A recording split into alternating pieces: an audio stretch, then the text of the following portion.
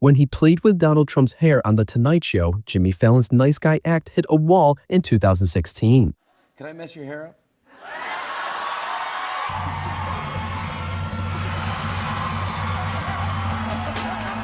The lighthearted moment blew up online as critics slammed him for normalizing Trump. Fallon later admitted on AP News, "I made a mistake," after losing part of his audience. His early sit-down with Robert De Niro was agony, one-word answers, blank stares, and Fallon visibly drowning. He later called it my worst awkward interview ever. What's the most awkward interview you've ever done, and who was it with? I think probably my first interview ever was Robert De Niro. And he came on and he was Robert De Niro. I just one-word answers. He's like, yep.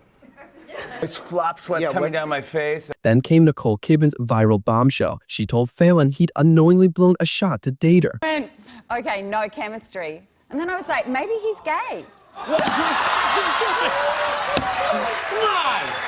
Who gives a rat's ass? She joked, leaving him red-faced and squirming. Dakota Johnson went viral too after Fallon interrupted her one too many times. She deadpanned. Do they allow dogs at the hotel? Aren't you supposed to let people talk on the show? Shut the fat man. This ain't none of your goddamn business. The crowd lost it, and Blake Shelton's 2025 jab sealed it. Post Malone kind of got me a fire lit under me. You guys are a lot alike now that I think about it. We are? Except he's genuine about his excitement.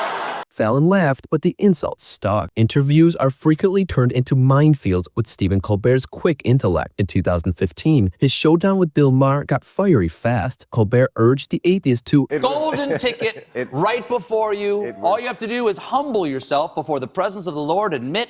Adding with a grin, "If I'm right, you're going to hell." Maher shot back that religion was... I do admit there are things in the universe I don't understand. Okay. But my response to that is not to make up silly stories. Bingo! How fun! Leaving the audience half laughing, half cringing. A year later, Casey Affleck walked on stage in an untucked shirt and Colbert mocked. How are you? Well, fine. Yeah, good. Thanks for dressing up. Affleck bristled and fired back as Colbert quipped he looked like... You look like How long are we going to talk about this? until I get to my joke. Okay, good. Joke. It's not a joke, though. You really look like a street corner Jesus. You look like... The tension was real. Colbert even joked it felt like a fight was brewing. With model Sarah McDaniel, things got worse. After a wardrobe slip, Colbert covered her with a paper towel on air. Millions found it funny, but McDaniel called it humiliating.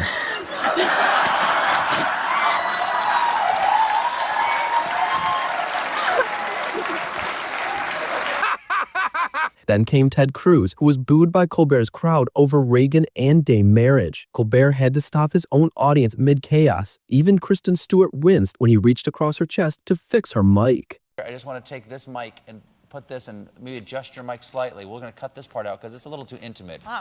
With his charm often leaning into discomfort and even trouble. In 2009, Jimmy Kimmel hosted Megan Fox, who recalled being sexualized at 15 on a Michael Bay set. The first time I ever worked with him, actually, I had just turned 15, and I was an extra in Bad Boys 2. Kimmel brushed it off with, That's sort of a microcosm of how Bay's mind works. Well, that's really a microcosm of how all our minds works, but some of us have the decency to repress those thoughts. It got laughs then, but outrage later. The clip resurfaced in 2020 and sparked #CancelKimmel before he apologized. His 2014 showdown with Rob Ford was half intervention, half roast. Ford sweated through Kimmel reading viewer insults and replaying crack-smoking clips. You know about Rob Ford's domestic abuse, drunk driving, racism, homophobia, and inability to tell the truth too, right? Is there any validity to any of these things? I mean, is that all I got? No, you got a lot of them. Kimmel dabbed his forehead. Do you mind if I dab you, Mr. Mayor?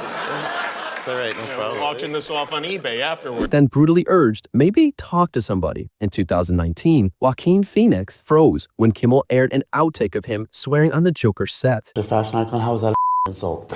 I can't do this, man. Yeah, Larry is the cinematographer. This is so embarrassing. Gotcha. Phoenix muttered, with his disgust for Kimmel visible. Even Cher snapped in 2025, deadpanning, If you could turn back time. This is so dumb. mid-question. And Rick Ross? He simply walked out before a sketch, leaving Kimmel alone on camera and out of punchlines. Building a career on calm precision until his interviews go haywire, Seth Meyers grilled Kellyanne Conway in 2017 over Russian interference and truth-bending. I'm almost 50 years old. I'm just so astonished to hear people outwardly ridicule the office of the president and its current occupant. I was raised differently, no matter who it is. When she pivoted, he deadpanned. That's a pivot right there. Kellyanne, and no one does it better. Meyers stayed polite but relentless, pressing, shouldn't we care if the Russians tried to interfere? The 13-minute sparring match went viral as comedy meets accountability. With Bill Hader and John Mulaney, Meyers became the punchline as it was roasted on his own show. I'm sorry that if we were stranded on a desert island, I would not hesitate to kill you, eat you, and use your bones as hunting tools. Yeah, boy. Well, the two mocked his nice guy persona until he buried his face in defeat. His constant Trump bashing has annoyed audiences for partisan behavior and filler for his bland comedy. That for the first time in our history, our president would be a steak salesman. He was forced to disable comments on his awkward Blake Lively interview, which was her first after the harassment controversy, as audience accused him of being intimidated by Lively. You had an intense year. I'm maybe not as totally informed about it as other people. But I'm thrilled you're not doing Weekend Update right now because you would be quite informed. So it's good, yeah. By not dissecting the matter enough. When James Corden was asked about the names of his crew members on a Spill Your Guts episode by Jimmy Kimmel, he couldn't answer and squirmed. Name 2 of the cameramen in this room. That is a great question. It's a different crew tonight, actually.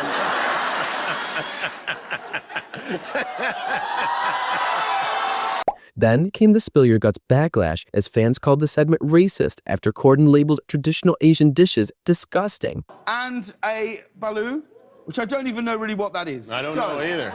Wow, it all looks so terrible. And I know people can't smell it, but it doesn't smell good either. It's really disgusting. Yeah. It's horrific. Over 45,000 signatures later, he apologized and promised to drop the foods, a rare on-air apology. His long-running tension with Patrick Stewart resurfaced too, a brutal award show spat where Stewart mocked Corden's belly. From where I was sitting, I can see your belly, and that was right over there at the back of the room.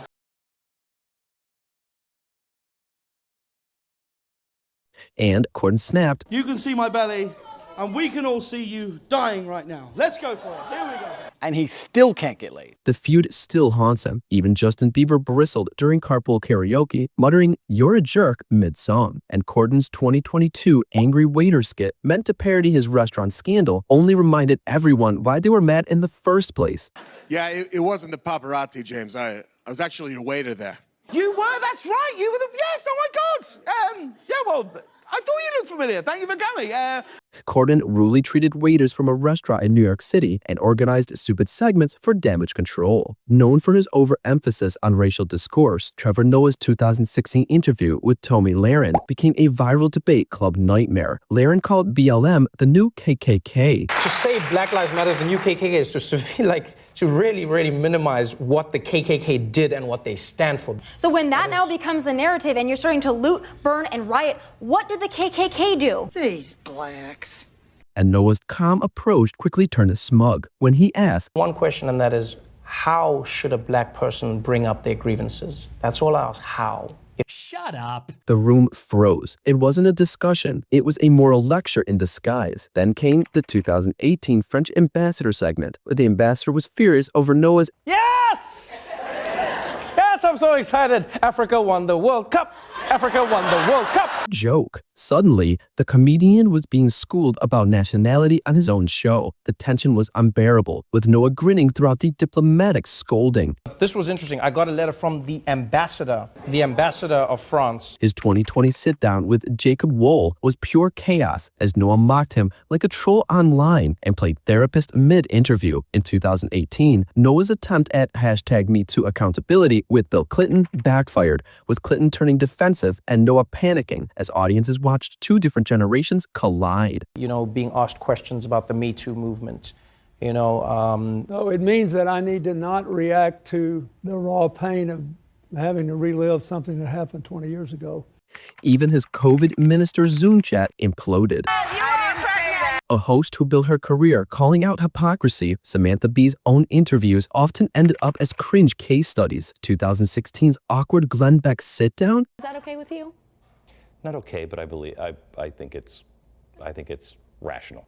So I would turn that back around. Saw Bee and Beck, once sworn enemies, awkwardly agreed to. It's not just individual people against Donald Trump, it's all of us against Trumpism. I agree. Frankly, my dear, I don't give a damn. Watching Bee nod solemnly at the man she'd mocked for years was surreal, like a truce no one asked for. 2018 saw her fawning Eric Schneiderman, and that interview aged worse. She called him a superhero for women's rights, but weeks later, he was exposed for abusing women. Bee had to air a full retraction. Schneiderman was a guest on my show, so this is a little complicated for me to talk about, but just kidding. It's not complicated.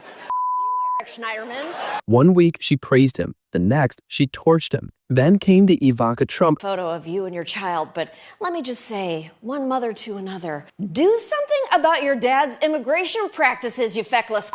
That sounds very stylish. meltdown, with the outrage costing Bee advertisers and forcing an on-air apology. Suddenly, the Queen of Snark was apologizing for her own too-far feminism. Her staged clash with Jordan Peterson was a disaster. Sarcasm versus stoicism. Peterson called it a waste of time and walked out mid-segment. Time's up. Thanks for watching. If you enjoyed this video from my fun, lighthearted channel, Hollywood Body Count, I'd love a cheeky like, subscribe, and comment. No pressure, no sweat, your call.